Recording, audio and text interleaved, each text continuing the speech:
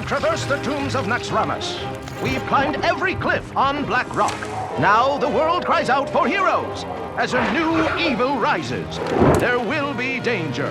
There will be doom. There will be ancient temples filled with relics, treasures, and traps. Who will answer the call? Explorers lead, and we are in need of explorers. Adventure we seek, cross land and sea. Born to come and join us. Yes!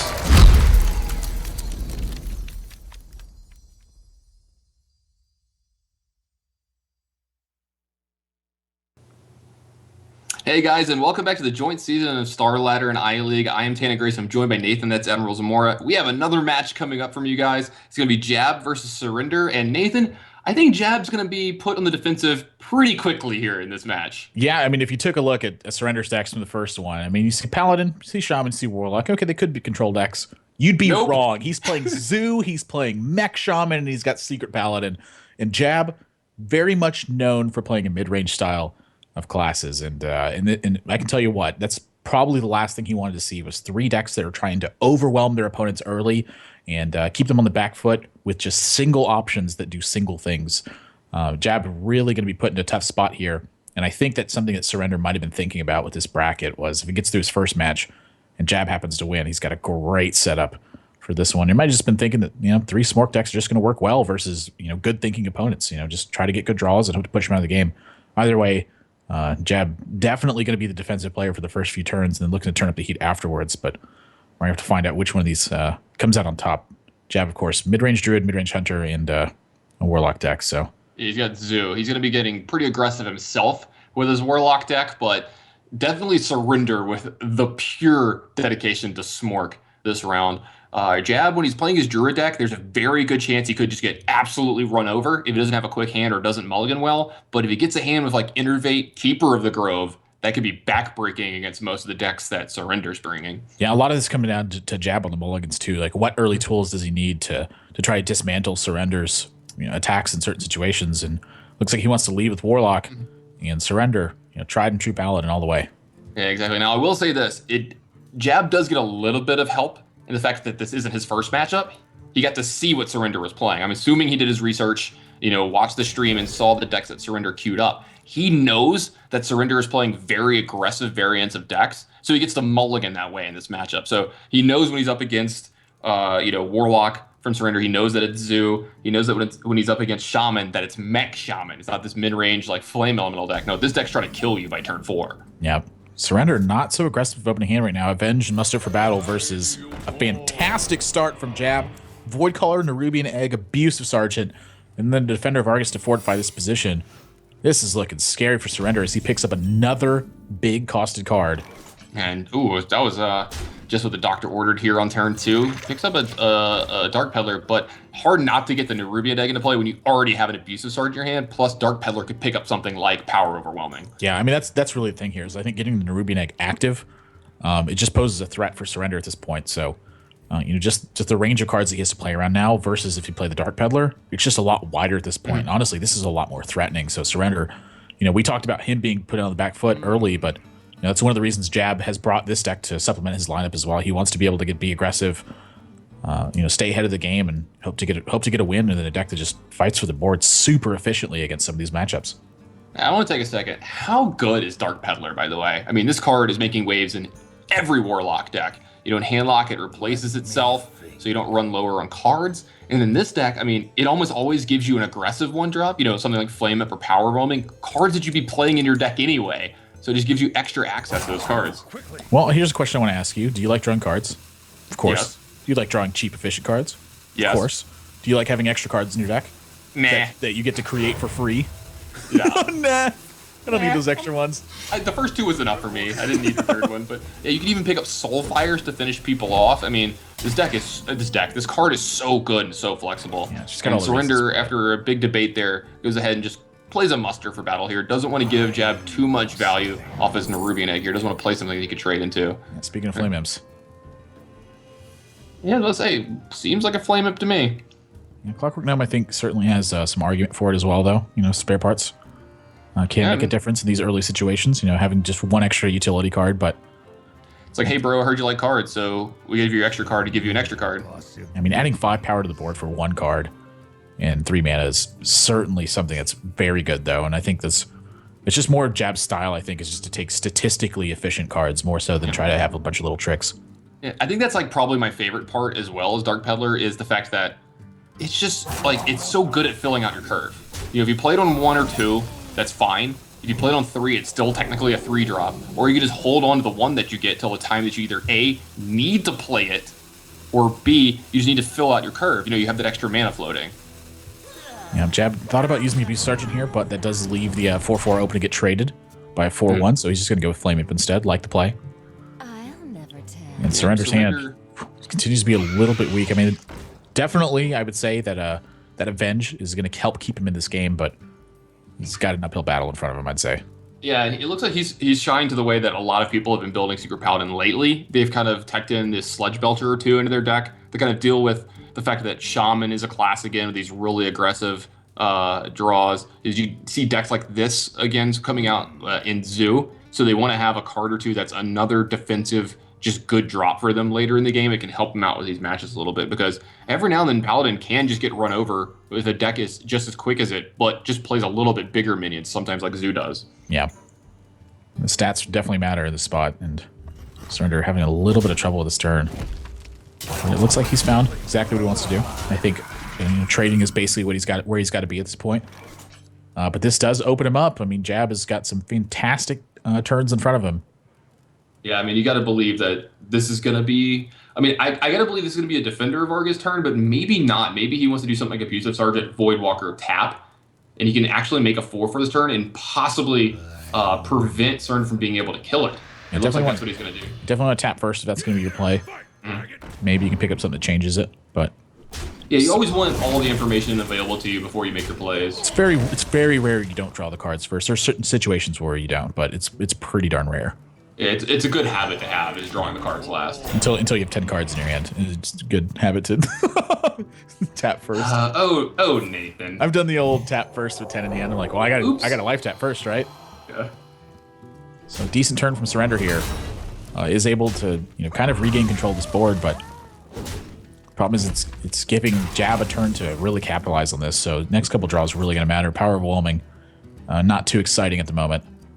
Yeah, I'm not super excited about Jab's hand either. I mean, if you Doomguard here, you're losing out on a lot of powerful cards. Defender of Argus, and you can make your minion a 5/5 here to trade into it, and you get 5 damage out of it, or maybe that's something where you want to be, but then you're kind of giving initiative back to Surrender after that as well. So this is a rough turn for Jab, depending on how he wants to play this. Yeah, big problem is that he's drawn 2 of his heavy utility cards in back-to-back draws. I mean, Mal'Ganis, obviously, this is for Void Caller and Power Overwhelming, wants to be traded up, but the problem with this is that he had the Doomguard in his hand, so ideally he wanted to be drawing smaller stuff that he could play and not have to worry about these utility turns, but instead he's kind of gotten stuck into this situation, and Power Overwhelming just doesn't even look very good here. I don't blame him for making that play at all, but as I said, it leads you into board states that just aren't going to be great, and he's going to be forced into Doomguarding here, and that's not one of the ones that he wanted to discard here. He wanted to maybe hold on to Mal'Ganis. It might have been good as the game goes on, but at least he gets left over the Knife Juggler. If he was left over with just Power Overwhelming, this game could have spiraled out of control very quickly. Yeah, I actually kind of like that he kept the Knife Juggler here. Now Implosion's an extremely good draw. So that's something to keep in mind, too. I mean, the Juggler actually might have just been the best of the 3 to keep in this spot. Not happy to see extra burst go away, not happy to see your big endgame threat get discarded either, but I think the situation that he's in at the moment, that Knife Juggler probably just better than the other 2.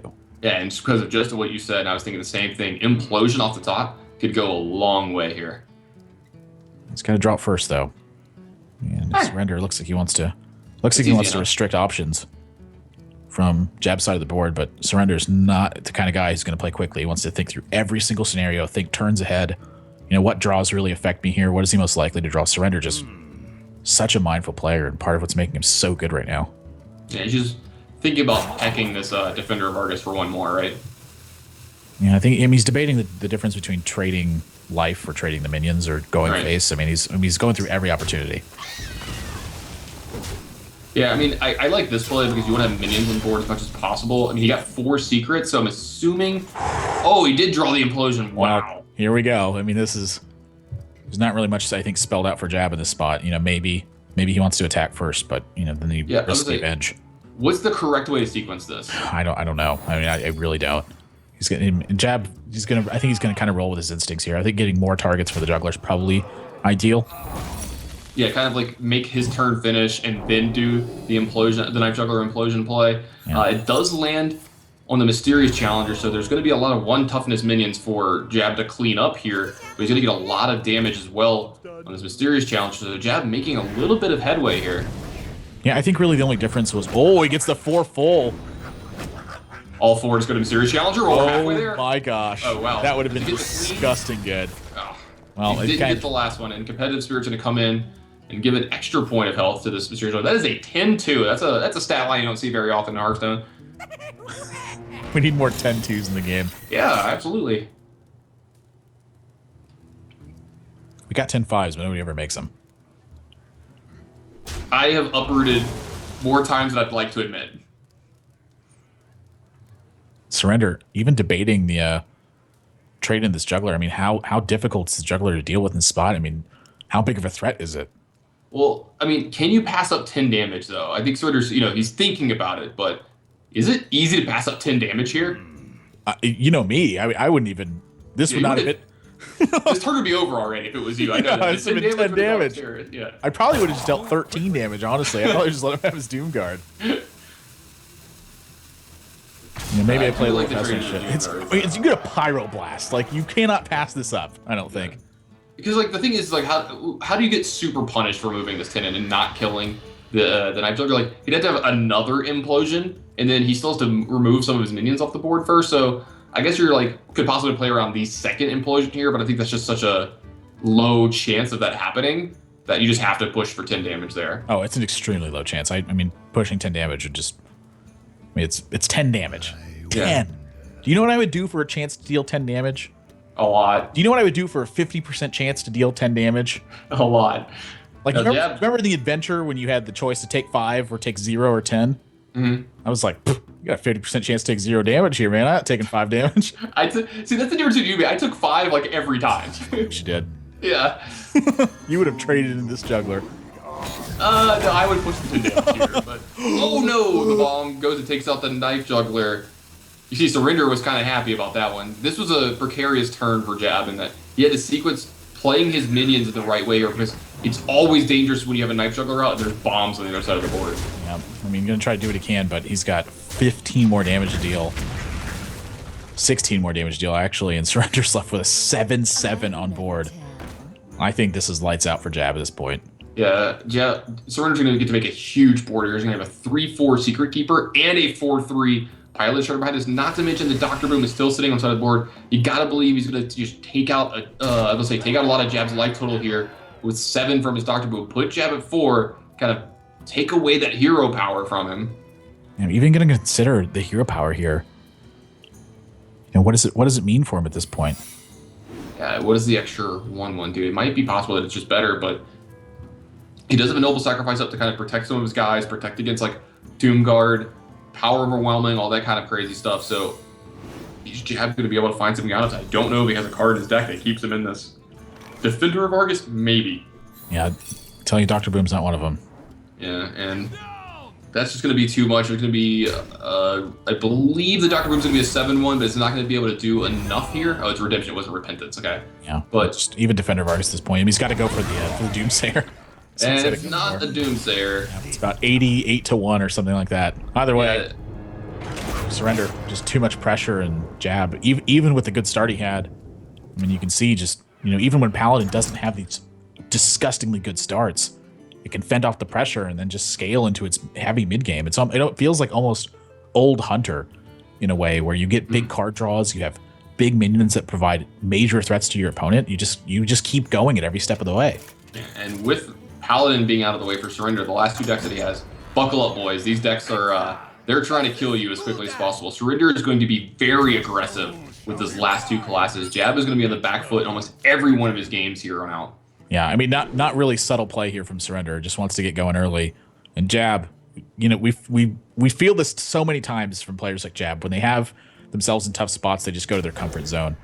And Hunter is certainly where his comfort zone's at. I mean, this is what Jab is known for, is this style of deck, and not not kind of the face hunter decks that a lot of people see, or the ones that just want to get on the ground early and start punching their opponent. He wants to fight for the board and rely on his ability to navigate those circumstances to get repetitive damage. Yeah, he's got Houndmasters and Sludge Belcher in his deck too. So if he doesn't get run over here, he has a lot of ways to fight. Plus, he has like Unleash the Hounds in his deck too. If something were to get out of hand from Zoo or Shaman, I really like Unleash the Hounds and the matchup in both of these. So I like this deck a lot against what Surrender has left over. No turn 1 action from Surrender, so I think Jab's just going to pass it back. And this is really, I think, the opening that Jab needed, was just not overwhelming amounts of early pressure to keep things under control. And he has the turn 2 Mad Scientist, just the dream for every Hunter player. Jab, his hand looks great to kind of deal with what could be coming from Surrender here. It is a little bit worse. I assume he's running Freezing Trap, of course, but we did see a copy of Snake Trap in his deck earlier. Yeah, Jab is pretty known for, he either runs like only one trap or like 3 different ones. He goes like one end of the spectrum to the other. One of his decks that he had the other day, he had 3 traps in his deck total, but there were 3 different traps for the whole time. Yep. Leok, certainly not the role he wanted here, so just going to push a little bit of damage here. Knows that Freezing Trap is a possibility from his opponent, so just going to kind of push back for now. I mean, he does have more damage than Surrender has out, so Surrender kind of the one looking to do trading here, I imagine. Yeah, just go for board control here. He's got an Implosion, gets the full 4 on the Leok here. Now, the thing about it is that actually could become a liability in this situation, because Jab has Knife Juggler, Coin, and Unleash the Hounds. I mean, this is the full Monty. This is the most that you can get from Knife Juggler and Unleash the Hounds. And that is a Snake Trap that's up right now, too. So another chance at a lot of extra daggers if Here we go. Surrender attacks this Knife Juggler. This is about to get ugly. Number 1. Imp down. How many Another Imp down. How many jugglers does it take to get to the Tootsie Roll center of a Tootsie Pop? 3 Imps down. Wow. All right, he's 4 for 4 on the Imps. He goes 5 for 5. All right, the last one doesn't get through. Doesn't actually spawn an extra minion here, though, because the board was completely full. Jab's going to get to clean this up pretty well here. Yeah. And then if Surrender tries to attack into this Knife Juggler, he's going to get 3 more knives. Yeah, I think actually he's going to leave up that 1/1 token, too. Doesn't want to trade his Hounds. Surrender's still the one who has to do the trading here. Wow, what a turn from Jab. Yeah, but now he gets the news that this is indeed Snake Trap. So Yeah. The race is on. And you gotta like Jab's chances at this race. Surrender did just put a big taunt minion into play, but Jab's got the really big taunt minion here. Oh, wow, maybe it's Houndmaster time, actually. Jab's gonna consider just a little bit, because if he uses his Houndmaster, he can get through the Voidwalker this turn without having to give up multiple Hounds. Yeah, I mean, even though it's off curve, I don't think that hero power is really something that Jab's worried about at this point. His hand's just so good. He's got Sludge Belcher, he's got Eagle Horn Bow, he's got Dr. Boom. All he has to worry about is really just staving off pressure at this point. Yeah, I mean, because his turn 6 was going to be kind of weird anyway. Like, you don't really want to do, like, Kill Command Eagle Horn Bow, and, like, I guess Houndmaster plus hero power would be good, but there's a chance you don't have a Hound left over. You don't have any beasts left over, so I really like the Houndmaster that turn. Yeah, nice pickup here from Surrender, though, with the Knife Juggler. Does have potential to actually get this board back in his favor. Yeah, he's going to get a couple extra juggles here, but there's a lot of targets on board now, too, for Jab. He gets those 3 extra snakes to come out. Juggle takes care of the first 2 snakes. What's the third one? Oh, all 3 snakes are gone. There goes his Hound, so there's left over just a 4/3 Houndmaster.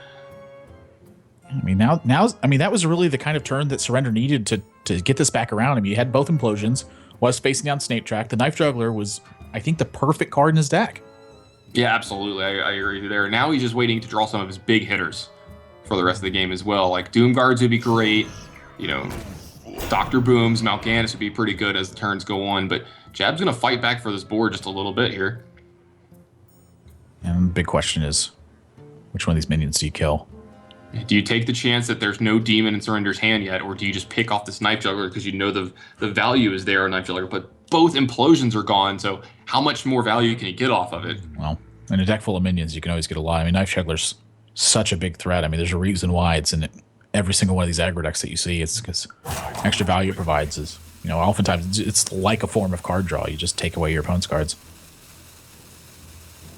Yeah, Jab's gonna think, and he's gonna actually push for damage here. He's looking to end this game. Honestly, I kind of like this because he doesn't really have any reasonable trades left, and so just to try to force the issue, I don't think is really that bad of a play. But he is gonna get punished for this. Yeah, and Surrender even picks up a Doom Guard, so this This Void Caller has a good demon now in his hand to get some value off of as the game goes on.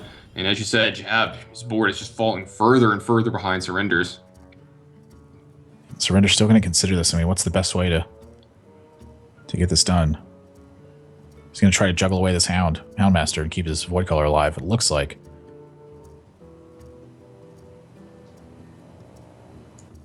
Yeah, I mean, if he's going to do this play line, I'd like to see the Knife Juggler attack into the slime before you play the Nerubian Egg. Give yourself the best chance. You know, the 50-50 is definitely better than the 33.3, repeating, of course, chance. Leroy's excited about League of Explorers, and so is Tannen. Yep. Yeah, I like this. I like this play too. The other thing too, though, is I mean, do you trade in the Void Caller here? Maybe. I mean, I would love to get my Doomguard in play this turn. Well, Yeah, not if he gets the juggle. He's not. I will say, yeah, not with the juggle. I mean, I think it's just the best of both worlds. I really like the way he played it that turn because, you know, one way you get to trade in and get a Doomguard, the other way you just get Jin and you get to pick it off and you just have this Doomguard in your hand. And there's so many cards you could top deck that you could play plus the Doomguard here this turn. Like that one. Oh my gosh, that is a huge draw. So in this situation, really the problem was Surrender. He's at 18, Jab's at 24. So this amount of pressure isn't enough to really force Jab into a super defensive spot. But now he's got power overwhelming and he's got multiple ways to keep pushing through this. Wow, even gets the Abusive Sergeant. I mean, he's got everything this turn. Yeah, he taps here and picks up another 1-drop if he wants this turn. I mean, what? All right, so with him tapping, you have to believe that he's running his his Void Caller into the Doctor Boom here. He's going to spawn out a Doomguard from it. Plus, he could use the Nerubian Egg to trade in as well, leaving behind a 4/4. I mean, it looks like it's where he wants to go. I think it's definitely a good way to do this. I like the Void Caller first, so that way any weird Boombot shenanigans can't happen. He's trying to get these Boombots to fall on the Nerubian Egg here too. Yeah, he's also trying to make sure his 4/4 is not in play before the Boombots go off as well. Yeah, he's just trying to keep it up. And Jab is in a world of hurt here now. He does have Haunted Creeper plus Houndmaster to kind of maybe stifle some of the stuff that's going on, but how does he win from that spot? He has to start pushing damage. Man, he's like a crazy Boombot turn here. I think he needs to kill. He needs to deal 4 damage to either the Nerubian Egg token or to the Doomguard. Like it's got to be a good Boombot. I think it's the only way he's getting back in this game. Yeah, he kills the 1/2 here, puts the Boombot into the Abusive Sergeant, and he needs to not go face. I mean, just the desperation here.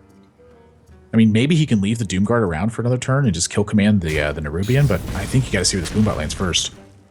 Oh, only 1 on the Nerubian here, so Doomguard will be left around, but can he afford to use his kill command on this? No. Kill commanding minions feels so bad, but it's something that Jab just has to do. Yeah, I mean, he can't he can't take 9 damage this turn. I mean, that's like one of the ways that Surrender could win this game. Abusive Sergeant. Not enough to follow up, though. Haunted Creeper's pretty dead. Yeah, he is going to be able to get in 7 this turn. I can't see a world in which Surrender attacks into this spider here. The 1/2 taunted Haunted Creeper. Yeah. He's like, I know he has Houndmaster. I just got to kill it. I think it'd be a little bit too sick of a read. But even then, I think Houndmaster is just totally fine with him, honestly. Mm-hmm. He's considering saving the Abusive Sergeant maybe to trade up a little bit later, like use the Haunted Creeper and the Abusive Sergeant to maybe kill a Pilot Shredder or something, but I think the damage is worth it right now. I mean, Jab's got to handle this board position right now. All right, well, he picks up a Freezing Trap. That might be good down the line. Don't know if he's going to have time to deploy it this turn. Maybe he wants the extra charge on his Eagle Horn Bow. I don't know if that ship has sailed too much, but how is he going to navigate the rest of his turn? Because, like, does he just need to get this Pilot Shredder into play, or can he afford to play the Freezing Trap? I mean, the Freezing Trap just kind of looks like a liability here almost. The Abusive Sergeant play, and if you kill the Abusive Sergeant, then you're missing some damage. I think, you know, maybe you play to get a little bit lucky here.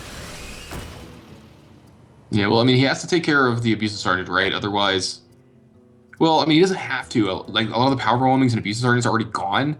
I mean, he does have counter pressure potential. Yeah, that's what I'm going to say. I think if he attacks here, it's like the only way he could possibly win the game instead of playing not to lose, and I like this attack a lot from Jab. This gives him a chance at lethal. If you swing with the bow here, too, if you swing with the bow, you could potentially draw the other bow next turn. I mean, this is coming down to the wire. Jab has found a window of opportunity to potentially attack Surrender and maybe end this game. it looks like he's going to actually just go ahead and take out the Abusive Sergeant as well here. He's Jab still with 11 power in play. Oh, Nelly. Oh, boy. Here we go. How overwhelming gets this game Surrender, over with. discover the right card. Looks like he did. Abusive Sergeant. Abusive Sergeant does deal that 3 points of damage that leaves that Haunted Creeper up, and that's going to do it. Surrender takes a 2-0 lead. Wow, what a close game that was. Honestly, the way that Jab played this at the end, I loved the way that he tried to counter pressure. That was really the only way he was going to win this game. If he keeps going toe-to-toe, for card, Surrender's going to be able to life tap multiple times and just keep more pressure than Jab can handle. Jab didn't have the damage to really burst him out of that one. He had to get some minion attacks in. But you know, it's always so dangerous playing against Zoo. They have power overwhelmings. They have more Abusive Sergeants, Defenders of Argus, you know, maybe even Ironbeak Owl, and then Dark Peddler. You know, pretty high chance to discover something very useful to push through that turn. Just, you know, everything falling for Surrender that game. It's great aggressive play.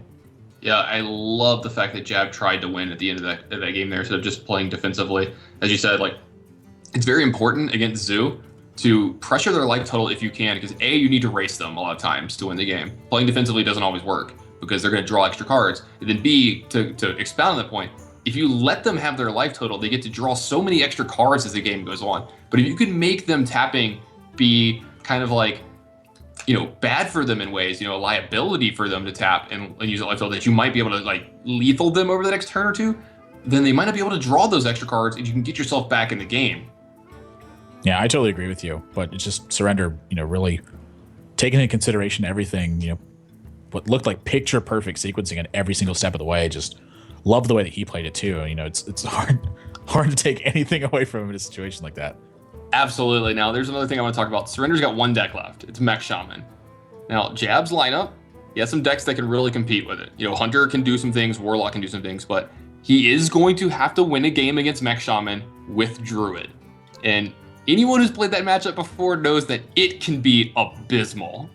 Yeah, I mean, any one of these could be abysmal too. It's just, you know, it's really more on Surrender starts than anything else. I don't think that Mech Shaman opens up super consistently. It's just that when it opens up, it's so strong. You know, it's almost like, it feels like old Druid almost, where if you have the right opening, it's extremely hard for your opponent to win. But if you don't have the right opening, you just kind of get pushed out of the game by any pressure. You're talking about like the really old ones of like Chillwind Yetis and stuff? Oh yeah, I remember the old Ancient Watcher Druids we used to play. We just silence them with Keeper of the Grove and start attacking. Oh, come on. You're showing your age. Those were good times, man. Talking about Hearthstone in 1997. Oh yeah, back in my day, we used Chillwind Yetis. Hey man, Chillwind Yeti needs to make a comeback. That card's still Kids great. these days getting Chilled mini bots and Millhouse Mana Storm off your piloted shredders. These kids don't know how good they have it, Nathan. Bear Trap is in Jab's build. Yeah, these young whippersnappers. Wow, that opening from Surrender is scary looking. Oh man, he does have Tunnel Trog in his deck. This is something we didn't see. Yeah, I mean, not only does he have Tunnel Trog, but he's also got Feral Spirits in here, plus the mechs to reopen it. Like, that's a big deal. Yeah, I mean, I was pretty surprised, honestly, to see Tunnel Trog. I thought it was something we might not see from him. I thought it was going to be just pure Mech Shaman. I haven't seen this, like, hybrid where it has both of it yet. It's going to be interesting to see how many Overload cards he has, like how he fit in enough from both angles of the deck to make sure that, you know, the mech side of it is good while the Tunnel Trog side of it is good. Yeah, I mean, those are certainly things to consider. All right, we're having a very small video problem. There it is. All right, cool. We had a little small glitch in our video there. We missed the first turn, but it doesn't look like we missed much. It looks like Surrender just developed a Tunnel Trog here, and Jab is thinking about what's the best way for him to play out of this turn. Yeah, I mean, it looks like you have to forego Bear Trap at this point. I mean, it certainly can backfire on you. Lightning Bolt, Rockbiter. There's so many different options, and what a start for Surrender. I mean, this is pretty much close to the dream start. Yeah, this start is insane because the fact that he has another 1-mana card to play behind this, he won't just have to pass on turn 3, but I've had games where I've had to pass on turn 3 after the start, you know, Tunnel Trog into Coin, Feral Spirits, and it's still good enough because you just have so many stats in play. Yeah, here's the thing. Jab playing the Haunted Creeper on turn 2 has actually given himself a window to really take control of this. I mean, unless Surrender is really keen with these Feral Spirits and knows that Houndmaster is a real possibility, which, you know, deep into the tank, this is, God, I love Surrender's play, man. He's gonna consider every option every turn. I love this. Yeah, I mean, this is one of the opportunities where you should play around Houndmaster, right? Well, I think the trade-off of when your opponent has it versus doesn't have it is just it's too much in favor of when he has it, you just get crushed. And using 2/3s to take out 1/1s, so those are extremely efficient trades. Yeah, he gets a Huffer here. Not the worst thing, but maybe Misha would have been a little better for him there. Even Leok wouldn't have been bad. He would have gotten to trade in just as well, plus have a 2/4 body left over in play. That's a little bit of a threat. And if you were to top deck something, say like Unleash the Hounds, that could have been really good. So this is one of those times where you're not super excited to see Huffer out of your animal companion. Yeah, tend to agree with you. And then now the floodgates are going to open for surrender. Oh, yeah. Extra mana immediately, and that is good news. And I think this is very likely to still be a trade turn for him. But it looks like he's got other plans in mind. He says, you know what? Have your Houndmaster. I think I got enough. Wow, then all 5 mana available to him next turn. He gets to Rockbiter, Lightning Bolt, and Feral Spirit. Yeah, I mean, Surrender's opening this game. It just might prove to be way too much pressure for Jab. Jab does have a Sludge Belcher, though. We haven't seen a Hex out of Surrender yet, or an Earth Shock. But I've got to believe at least one of those 2 cards is in his deck, so he does have a good, clean answer to Sludge Belcher. And if, let's say, Jab does Sludge Belcher this turn, and then Surrender draws the answer to it, like the clean answer to it, this game might be over very quickly. Yeah. I mean, it's a tough Houndmaster turn to pass up for sure. Yes. But, do you just get more mana efficient? Are you more worried about being able to Houndmaster plus Bear Trap next turn? Yeah, I think you are. I mean, you definitely have to... Mana consideration is certainly something right here. I mean... against Shamans, they're pressuring you at every single step of the way. Sometimes you have to play a little bit less, card for card efficiency to just get more stuff out. Silverback Patriarch, where are you at? We need you. There he is! It's actually not that bad here. No, I called it. I was like, this one's actually good here. This is kind of weird, actually. This is actually pretty good. Yeah. This is going to get him a chance to put up Snake Trap. He has a good Houndmaster plus Bear Trap next turn if he wants. Oh, Nelly. I feel like you, Nathan. I'm calling cards today. It's usually you that gets all the right ones. Well, I can tell you that this was the right card for Surrender as well. It's to add 7 power to the board this turn if he wants. But he's going to consider all these traps first. I think he played that Tunnel Trog and then went, wait a second. I need to figure out what these traps are first. Yeah, so how do you navigate this turn now? Now, there's a Snake Trap in Jab's deck. You've seen it the game before. So that makes Freezing Trap less likely. They're less likely to be running something like 2 Freezing Trap, 1 Snake Trap. Sometimes you mix it up. And Jab lately, if you pay attention, he's actually known for running Freezing Trap, Snake Trap, and Bear Trap in his decks. Yeah. So Surrender, I think it's gonna be full assault this turn. Not really a reliable way to play around a Houndmaster at this point. So I think it's just Feral Spirits and start dumbing. I mean, you get 8 points of damage this turn. Plus, look at the power that's behind. Yeah, this is what I was talking about earlier in the show, too. Shaman may have been kind of absent for the last few months, but there's a chance you're going to see a big resurgence of it. Look at the power that Surrender is doing this deck. Tunnel Trog is allowing draws out of the Shaman deck that are so aggressive. We haven't seen the likes of which in a while. I think that might end up doing it. Oh my goodness, and Lava Burst is that's going gotta be it. Yeah. So send in 2 damage, run over the Bear Trap, 3, 4, 5, 6, 7, 8, 9, 10, 11, 12, 13. He's got 14 points damage available because he's overloaded this turn, so he doesn't have access to both of his spells. Oh, he can't Rockbiter and Lava Burst, so he had 4 more mana this turn. I think the speed at which Jab played this too. Surrender might know exactly what this trap is.